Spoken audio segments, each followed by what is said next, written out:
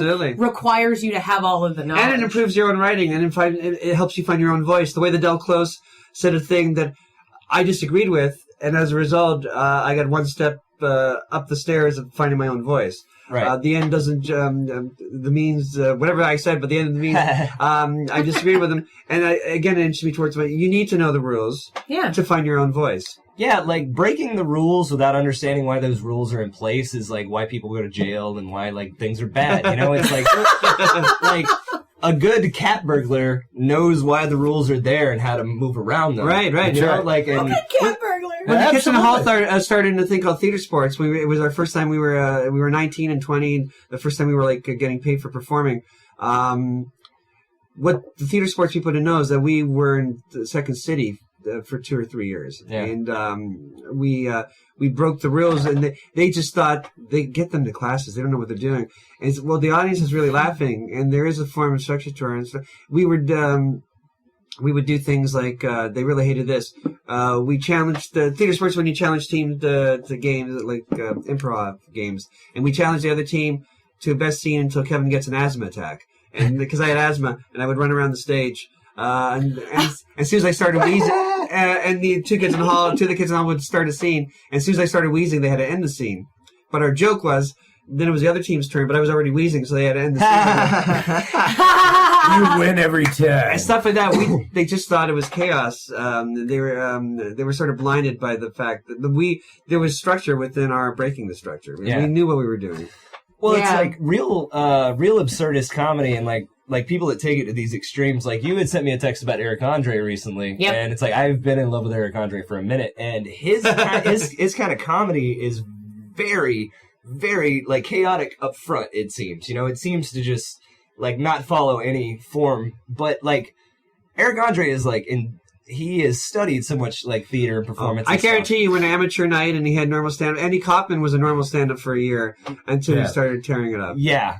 And you can't be a true absurd comedian without knowing what things to break. Unless you're just the luckiest person on the planet. No, you know? I disagree. I don't believe it exists. Yeah? I mean, I don't think the pure talent can do absurd. Pure talent can do characters, can do even 3 beats maybe, but you need to create and work hard to make absurd work. Steve Martin's a great example of that. He is. Yeah. He is. Martin, and Andy Kaufman as well. I mean, good God, the talk show that he had, where he had the desk that was like 4 feet higher than everybody else. And his ex-girlfriend, Elaine Boozler, was... Yeah. It was just great. It was great. Yeah. And, I don't know, I guess...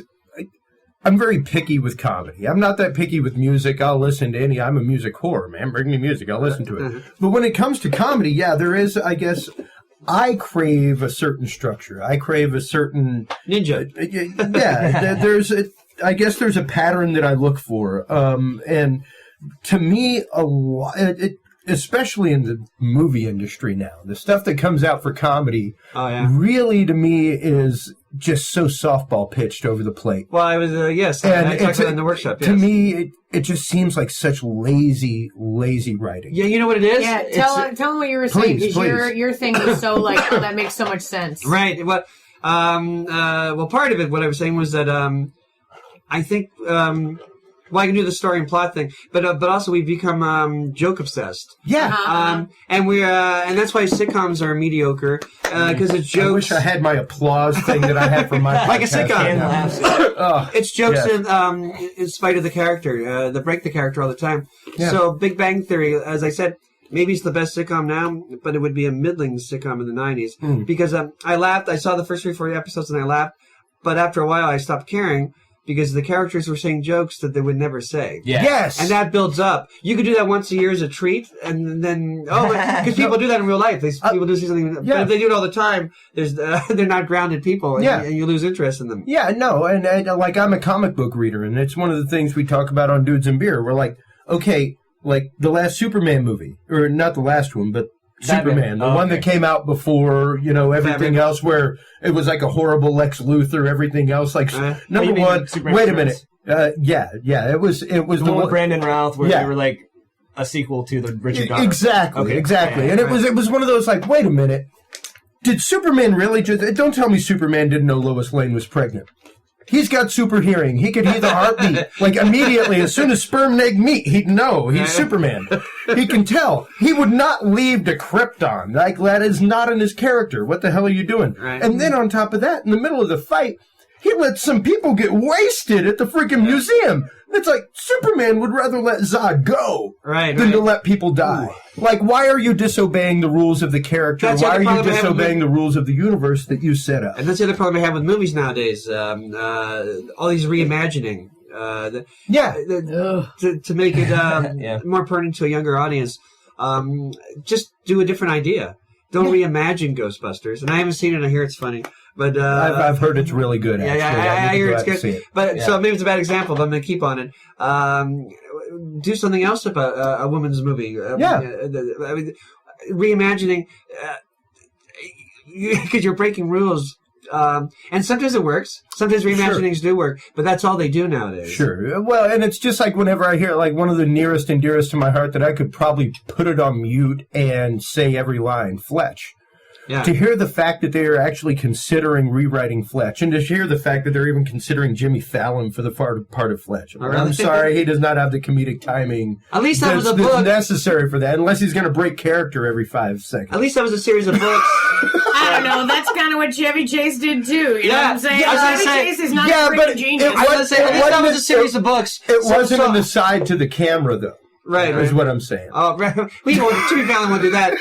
I have not read the books, but I'm guessing that it's straight from the books to become more Chevy Chase vehicle. Sure. So if their idea is to be like closer to the books. Well, yeah, and it's hard though to take such an iconic movie, even in comedy, because it's an iconic movie. Is Fletch iconic? Well, I mean, it's at least in my circle, people that I know, people in my age group. Yeah, it's one of those. Yeah, the right age for it to be iconic. Yeah, yeah.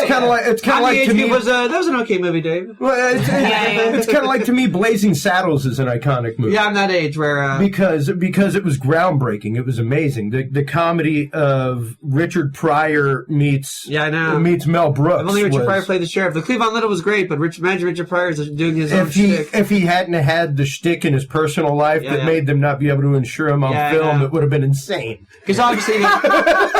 The stuff that I can't say that Cleavon Little says in Blazing Saddles, that was obviously Richard Pryor. Oh, God, yeah. Oh, God, yeah. Beautiful and amazing. You know, I'm gonna take us to a different question because we're getting close to wrapping it up. Wow. Because one of the things that I was most interested in talking to you about was how you've maintained the career, like. How you jump over the hurdles of the moments where you're like, forget it, I'll be a bank manager. Or like, or maybe you don't hit those hurdles. Maybe you're like, there is literally nothing I ever want to do. And like, doesn't matter, how the gigs come, fast or slow. I'm in it to win it, whatever it is. How's the journey been for you? You're 3-4 years older than me. So I figure. Thank you for lying. Trying to recoup. Thank you very much. There is no option for me. There's no option for me. Not only in what I said at the beginning that I have no other talents, not even that. I have no other interest. I wasn't necessarily born to succeed, but I was born to write comedy and act it out. That's what I was born to do. And also to improvise comedy, though I think that's a temporary thing and something you do for fun and something that helps educate you what you do when you write comedy. But that's just for me. That's just my own take. Mm-hmm. That's what I was born to do. When the Kids in the Hall stopped, I kept doing it without them. And as I said, success or failure have nothing to do with it.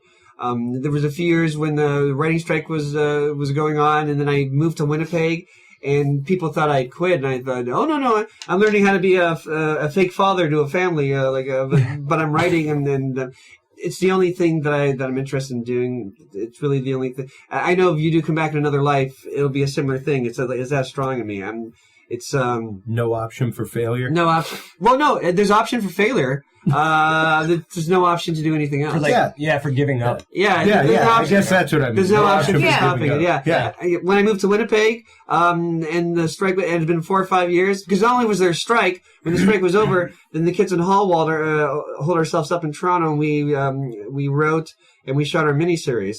So I was totally out of the Hollywood picture, but I never thought, I've quit. Though I'm in Winnipeg, helping raise 2 kids, I started workshops and I started touring and I wrote pilots and I got jobs again for writing pilots. It's just what I'll always do. I have no option, sadly. Yeah. To kind of continue on that, how do the failures, like, how do you handle the failures on the inside? Because like for me, I feel like in the beginning when I started, I was taking them way too hard, and like, but the thing is it was shaping. Like, I have to get embarrassed about like failing in order to really, really make a hard right turn in a different way. So it doesn't hit me as hard now, especially like first time you fail at stand up is the worst day of your life, and then everything else after that is fine. It's easy, like silence. Well, that started with me. Like That's sort of. They're not failures. They're just I didn't get a success that time. Yeah. In the 2000s, I pitched a million shows. I got 5 or 6 were picked, and I got paid to writing them. But I never thought that was a success. Okay, yeah. And then when always what happened was the head of the studio would always quit, and the next person wouldn't be interested. And that wasn't a failure. It's just it was just I really haven't reached success. Right. I still don't think I've made it. I was lucky enough to be in a great comedy troupe, and the comedy troupe made it. Yeah. But I still haven't done what I want to do. I still want to like write and direct and like act in my own movies. And I to this point, even with a second-degree sunburn on my leg, I still feel that I have enough energy to get that done.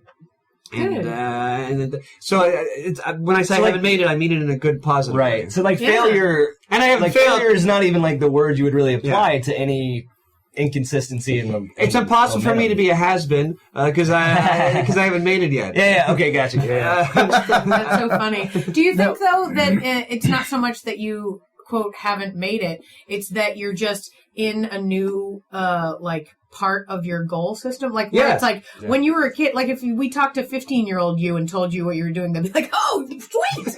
Whereas now you have a new goal. I'd be, oh, that's great. What about all the movies I wrote and started? Well, brain candy sort of counts, I guess. I'm still like the 15-year-old kid who's still trying to achieve the same goal. All right, cool. I believe in benchmarks. You know what I mean? Like I believe in like certain levels of like being like, okay, well, my next sort of short-term goal is this, and then when I accomplish it, I'm like, excellent. Next up, right? And then I go to the next rung of my goal. Like Jim Carrey, he was in Toronto. He's my age. He was when he was 17.